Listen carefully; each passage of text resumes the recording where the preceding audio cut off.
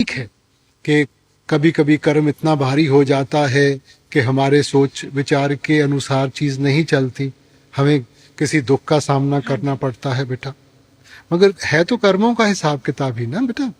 अगर हम हिम्मत रखेंगे, विश्वास रखेंगे, हम उससे भी निकल के चले जाएंगे।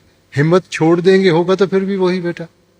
तो फिर वही ना पापा जी, बीइंग ह्यूमन बीइंग्स, एंड किसी पॉइंट पे हम अपने इमोशंस को नहीं कंट्रोल कर पाते हैं ना। अच्छा मेरे को ये तो बता, ऐसे में ये क्वेश्चन आता है कि वाई आए हमारे साथ ऐसा क्यों, तो ऐसे में क्या किया जाए? Why not me, why not?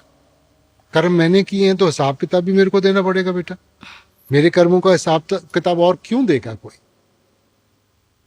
अब देखो बेटा, जिंदगी में कई चीजें हैं जिनको बदल सकते हैं और कई चीजें ऐसी हैं जिनको नहीं बदल सकते। हाँ। अब मौसम है, क्या मौसम को बदल लेंगे? No. आप कहें जी मेरे को सर्दी नहीं अच्छी लगती या मेरे को गर्मी नहीं अच्छी लगती, तो आपके लिए मौसम तो नहीं बदलेगा ना। तो जो कुदरत का कानून है वो तो अटल है, उसे तो गुजरना पड़ेगा, जैसी करनी वैसी भरनी। मगर हम अपना बचाव कर सकते हैं। गर्मी में पंखे के नीचे बैठ जाएं, सर्दी में गर्म कपड़े डाल लें। तो वैसे ही बेटा जिंदगी के कांटे कोई निकाल नहीं सकता, मगर हजूर कहा करते थे मजबूत जूते डाले होंगे ना, कांटे चुभेंगे नहीं।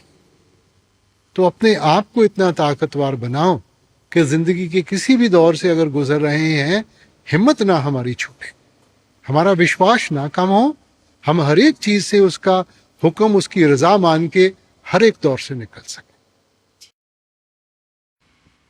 बाबा जी, मैं करीब 20 साल पहले आपकी दया से डेरे में आया था। आपने बड़ी दया करके अपने चरणों में मुझे रखा।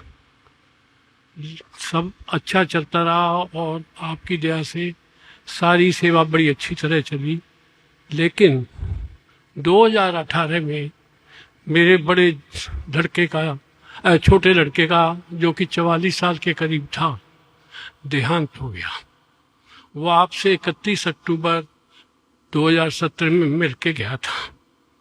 हम उनके जाने के बाद भटके हुए हैं और खासकर उसकी माँ को इतना सदमा है कि वो सहन नहीं कर पा रही। कृपा करके हमारे ऊपर दया करिए और ऐसी कोई शक्ति बख्शे जिससे कि हम सही तरीके से डेरे में रह सकें।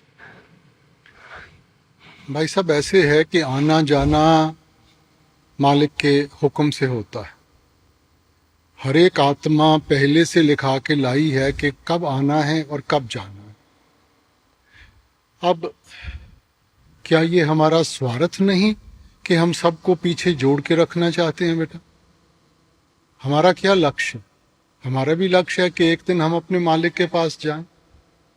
तो अगर मालिक ने उसके ऊपर बख्शिश कर दी, हम क्या अपना स्वार्थ नहीं देख रहे कि हम उसको वापस रखें बजाय इसके कि वो अपने मालिक के पास चले जाए?